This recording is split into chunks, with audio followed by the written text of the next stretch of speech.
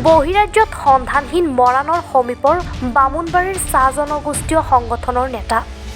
কেৰালাত কৰ্মৰত পত্নীক লগ কৰাৰ লগতে নিজেও কাম কৰাৰ উদ্দেশ্যে বহিৰাজ্যলৈ ঢাপলি মেলিছিল বামুণবাৰী আৰক্ষী চকীৰ অন্তৰ্গত ২ নং জামুগুৰিৰ নিবাসী তথা সদৌ অসম আদিবাসী ছাত্ৰ সন্থা বামুণবাৰী আঞ্চলিক সমিতিৰ সভাপতি অমীৰ তিৰ্কী।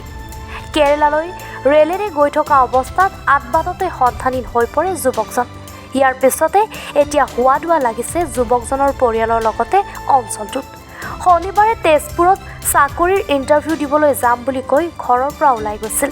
তথ্যমতে পিছত তেজপুৰলৈ নগৈ কেৰালালৈ যোৱা বুলি পৰিয়ালক অৱগত কৰে অমীৰ তিৰ্কীয়ে।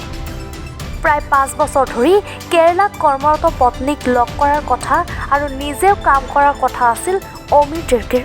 ইয়াৰ পাছতে দেওবাৰৰ পৰা মোবাইল অফ হৈ পৰে অমীৰ তিৰ্কীৰ। ৰেলত একেলগে যোৱা টিংখাঙৰে এজন যুৱকে অন্ধ্ৰপ্ৰদেশৰ বিজয়ৱাড়া জংচনত অমীৰ তিৰ্কীক বিচাৰি পোৱা নাই বুলি কোৱাত এতিয়া হাহাকাৰ লাগিছে পৰিয়ালটোত। আদিবাসী ছাত্ৰ সন্থাৰ বিষয়ববীয়াসকলেও অমীৰ তিৰ্কীক বিচাৰি যোগাযোগ কৰিছে বিভিন্ন ঠাইত। ইতিমধ্যে এই সন্দৰ্ভত বামুণবাৰী আৰক্ষী চকীত লিখিতভাৱে অৱগত কৰিছে পৰিয়ালৰ লোকে।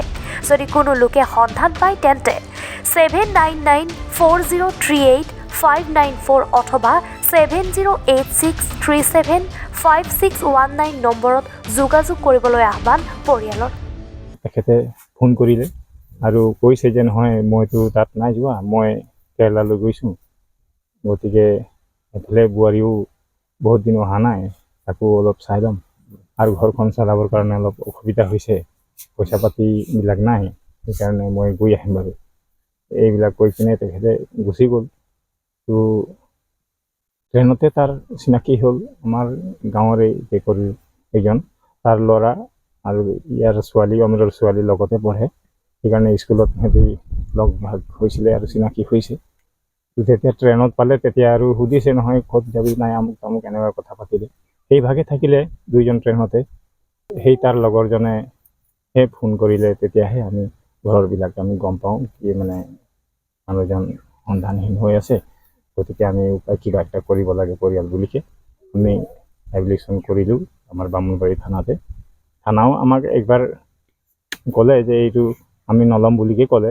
আমি ৰিকুৱেষ্ট কৰিলোঁ কেলে নাই, আপোনালোকে থানা হয় যেতিয়া নেকি পাব্লিক জনতাক সহায় কৰিবৰ কাৰণে, তো গতিকে এপ্লিকেশ্যনটো ল'লে। তেখেতে আমাৰ আশা আদিবাসী ষ্টুডেণ্ট এছ'চিয়েশ্যনৰ আমাৰ বামুণবাৰী আঞ্চলিকৰ প্ৰেছিডেণ্ট আছিল। তেখেতৰ নাম হয় শ্ৰী অমীৰ তিৰ্কী, মোৰ ককাই হয়। কেতিয়া ওলাই গৈছিলে? ই শনিবাৰে ওলাই যোৱা, মানে ডাইৰেক্ট কেৰালা যাম বুলি কৈ যোৱা নাই, সি তেজপুৰ যাম বুলি কৈ গৈছে। তেজপুৰলৈ যাম বুলি কৈছে কিবা ইণ্টাৰভিউ মাৰিবৰ কাৰণে। আমি জানিব পাৰিলোঁ যে সি এইটো কেৰালালৈ গৈছে বুলি। কাৰ লগত গৈছিলে? তাৰ লগত কোনো নাই, কিন্তু তাত ট্ৰেইনতে সেই মানে চিনাকি পালে, সিহঁতৰ লগত কথা বতৰা হৈছে। মই সিহঁতৰ লগতে মানে আমি কথাটো হয়তো জানিব পাৰিলোঁ যে কেৰালা গৈছে বুলি। তেখেত মানুহজনী কেৰালাতে আছে, কেৰালাতে আছে। ইয়াত কোন কোন আছিলে? তাৰ ঘৰত কোন কোন থাকে? ঘৰত ছোৱালী এজনী আছে, ল'ৰা এটা আছে। ল'ৰাটো পঢ়ি আছে হোষ্টেলত আৰু ছোৱালীজনী ইয়াতে আছে। ল'ৰাটো আপোনাৰ হেৰি খটখটিত, মৰাণ খটখটিত। কিহত পঢ়ে? ল'ৰাটো 6ত পঢ়ে। ছোৱালীজনী 4ৰ্থ শ্ৰেণীত পঢ়ে। কথা কেতিয়া পাতিছিলে লাষ্ট? কথা আমি দেওবাৰে ৰাতি পাতিছিলোঁ ন, দেওবাৰে ৰাতি পাতিছিলোঁ। মোৰ সন্দেহ কৰা মানে এতিয়া মই যিজন ট্ৰেইনত চিনাকি সি পাইছিলে, সেইজন চিনাকিৰ পৰা মই ফোন কৰি জানিব পাৰিছোঁ যে কি ফোন কৰিছিলে আপোনালোকে? নহয় মই ফোন কৰিলোঁ। নম্বৰটো দেউতা আনিলে সিহঁতৰ ঘৰত গৈ, আকৌ নম্বৰটো যেতিয়া মই পালোঁ তেতিয়া মই ফোন কৰিলোঁ।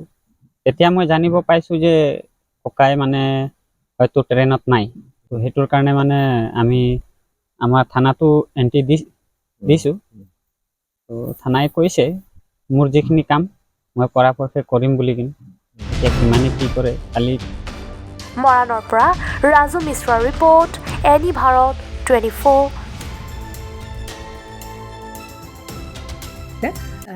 জুবিন গাৰ্গৰ গীতসমূহৰ ওপৰত আধাৰিত গানে কি আনে নামৰ এটা সুন্দৰ অনুষ্ঠান আপোনালোকৰ ওচৰলৈ আহি আছে অতি শীঘ্ৰে।